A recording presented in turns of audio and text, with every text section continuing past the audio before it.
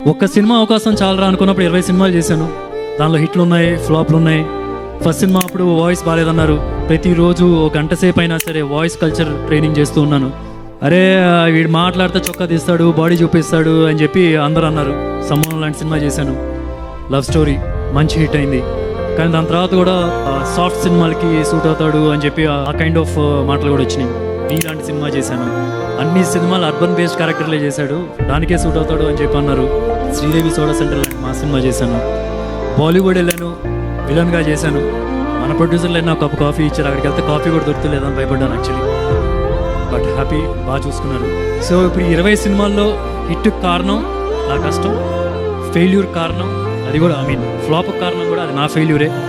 ఏ ఒక్కరోజు మహేష్ నాకు హెల్ప్ చేయడానికి రెడీగా ఉన్నా సరే, ఏ ఒక్కరోజు నేను వెళ్ళి నాకు ఒక సినిమాకి రికమెండ్ చేయండి, నాకు ఒక పాత్రను రికమెండ్ చేయండి, ఏ రోజు నేను వెళ్ళలేదు.